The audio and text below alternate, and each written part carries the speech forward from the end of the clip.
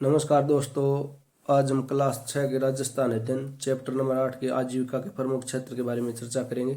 चलिए शुरुआत करते हैं। मनुष्य अपने जीवन निर्वाह के लिए जो कार्य करते हैं यह क्षेत्र विशेष में प्राकृतिक संसाधन, जलवायु व आर्थिक, सामाजिक, शैक्षणिक स्तर पर निर्भर करता है।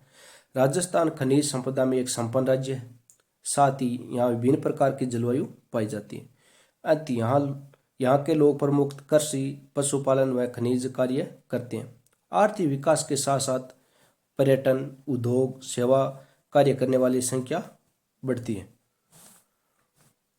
राजस्थान में कृषि।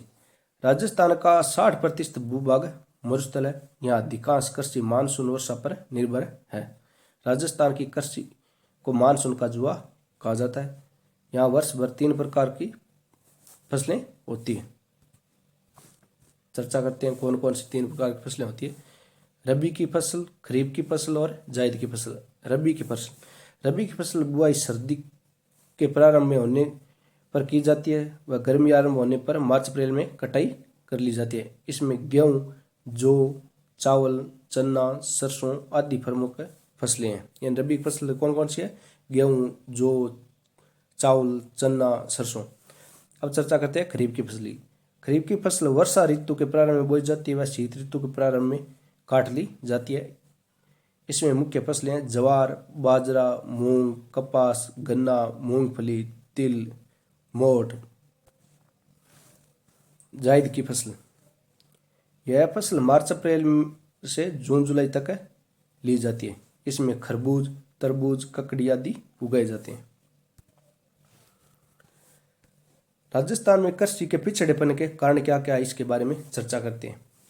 यानी कृषि की उपज कम क्यों होती है? प्राकृतिक कारण, बार बार सूखा पड़ना, रेतीली ऊसर व बंजर भूमि, मृदा अपरदन।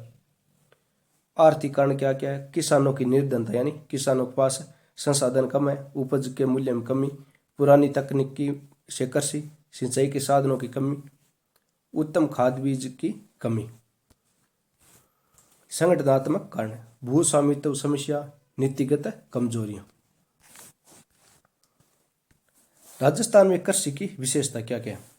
देश में सर्वाधिक बाजरा, सरसों, ग्वार उत्पादन राजस्थान में होता है। यानी सर्वाधिक उत्पादन बाजरा, सरसों, ग्वार का उत्पादन कहाँ होता है? राजस्थान में। उत्तर प्रदेश के पश्चात राजस्थान भारत में जौ, चना उत्पादन में दूसरे स्थान पर है। यानी जौ और चने में राजस्थान का दूसरे स्थान पर है और सर्वाधिक है यूपी में। पश्चिमी राजस्थान में बाजरा सर्वाधिक बोए जाने वाला खदान है। यानी मरुस्थलीय एरिया में सर्वाधिक बाजरा बोया जाता है। दक्षिणी राजस्थान में खाद्यान्न फसलों में मक्का की खेती प्रमुख है। राजस्थान में श्री गंगानगर जिला गेहूं उत्पादन में प्रथम स्थान में। राजस्थान में सर्वाधिक गेहूं कहाँ होता है? गंगानगर में। पश्चिमी राजस्थान में इंदिरा गांधी नहर करीब 17.5 लाख हेक्टेयर सिंचाई सुविधा का विकास हुआ है। सिर्फ 35% फसली क्षेत्र सिंचाई सुविधा उपलब्ध है। कुल सिंचित क्षेत्र में से 66% सिंचित कुएं ट्यूबवेलों से होता है। नहरों से करीबन 33% सिंचाई होती है। तालाबों सिंचित क्षेत्र कम होती है। यानी राजस्थान का 35% भूभाग सिंचाई सुविधा उपलब्ध होती है और उसमें से 66% कुएं और ट्यूबवेलों से सिंचाई होती है और सबसे कम सिंचाई होती है तालाबों से। राजस्थान में पशुपालन। राजस्थान में मरुस्थलीय और पर्वतीय क्षेत्रों में कम वर्षा, कठिन भौगोलिक परिस्थिति कारण पशुपालन ही जीविकोपार्जन का सहज साधन है। यानी पशुओं के माध्यम से जीविकोपार्जन चलाते हैं। इन क्षेत्रों में कृषि के अवसर सीमित है, औद्योगिक रोजगार अवसर भी पर्याप्त नहीं है। ऐसी स्थिति में ग्रामीण लोग पशुपालन और रोजगार के साथ आवश्यक कई वस्तुएं प्राप्त हो जाती है। पशुपालन की दृष्टि राजस्थान देश में दूसरे स्थान पर है। राजस्थान में भारत के लगभग 11.27% पशुधन पाया जाता है। मरुस्थल और पर्वतीय क्षेत्र के अलावा संपूर्ण राजस्थान में अधिकतर किसान खेती के साथ साथ पशुपालन करते हैं। राजस्थान के पालतू पशु।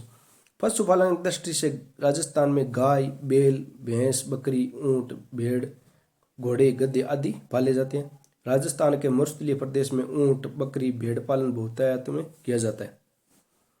राजस्थान की 20वीं पशु गणना कब 2019 में हुई थी? ऊंट गद्दे की संख्या चिंताजनक कमी हुई, यानी सर्वाधिक कमी किस में हुई? ऊंट और गद्दों की संख्या में कमी आई। भेड़ बकरी की संख्या में भी कमी आई। गाय और भैंसों की संख्या में मामूली वृद्धि हुई। राजस्थान में मुर्गी पालन, पोल्ट्री फार्मिंग व्यवसाय भी तेजी से बढ़ रहा है। पशुपालन के लाभ।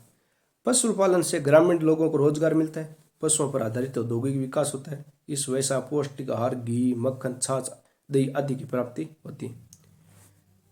डेयरी, ऊन, परिवहन, चमड़ा, चारा आदि औद्योगिक विकास को प्रोत्साहन मिलता है। इसके अलावा बड़े पैमाने पर पशु उत्पादन का विदेशों को निर्यात भी किया जाता है।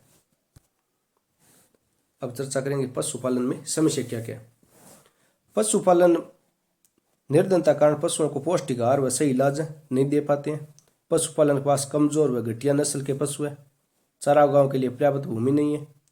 परंपरागत तरीके से पशुपालन करते हैं। पशुपालन के व्यावसायिक दृष्टिकोण में कमी है। बार बार सूखे व काल से पशुधन में कमी होती जा रही है। अब चर्चा करेंगे राजस्थान में खनन। राजस्थान कई विभिन्न प्रकार के खनिज पाए जाते हैं, इसलिए राजस्थान को खनिजों का अजायब घर कहा जाता है। किसको? राजस्थान को।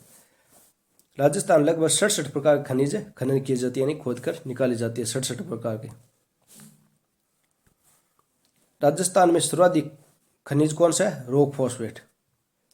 इंपॉर्टेंट क्वेश्चन है। राजस्थान में सर्वाधिक पाए जाने वाला खनिज कौन सा है? Rock phosphate. सीसा, जस्ता, जिप्सम, चांदी, संगमरमर आदि उत्पादन में राजस्थान का एकाधिकार है, यानी राजस्थान में निकाला जाता है। चूना पत्थर, टंगस्टन, अभ्रक, तांबा, इमारती पत्थर अन्य महत्वपूर्ण खनिज है। राजस्थान में खनिजों की उपलब्धता को देखते हुए खनिज आधारित नए उद्योगों की स्थापना काफी अवसर है। यही कारण है कि राज्य सरकार प्रदेश में खनिज आधारित उद्योगों की स्थापना को प्रोत्साहन करने पर ध्यान दे रही है। राजस्थान में अवैध बजरी खनन से पर्यावरण प्रदूषण की समस्या निरंतर बढ़ती जा रही है। अवैध खनन से अरावली पर्वतमाला की कई पहाड़ियां पूरी तरह से गायब हो गई है, यानी अवैध रूप से बजरी खनन कर रहे हैं, उससे क्या है? अरावली पर्वतमाला का क्षरण हो रहा है। इससे गंभीर पर्यावरण पर दुष्परिणाम देखे जा सकते हैं। आजीविका, रोजगार, जीवन निर्वाह करने हेतु किया गया कार्य, यानी अपने जीवन का निर्वाह करने के लिए जो कार्य किया जाता है उसको क्या कहते हैं? आजीविका। अतिवृष्टि, अत्यधिक वर्षा, यानी अतिवृष्टि। निर्यात, देश से माल बाहर अन्य देशों में भेजना क्या होता है? निर्यात। और मंगवाना आयात। रबी की फसल की प्रमुख फसलें कौन कौन सी है? मक्का, बाजरा, कपास, गेहूं। कौन सी होगी? गेहूं। अन्य कौन सी है? खरीफ की। मरुस्थलीय राजस्थान सर्वाधिक बोए जाने वाला खाद्यान्न कौन सा है? बाजरा। धन्यवाद, फिर मिलेंगे।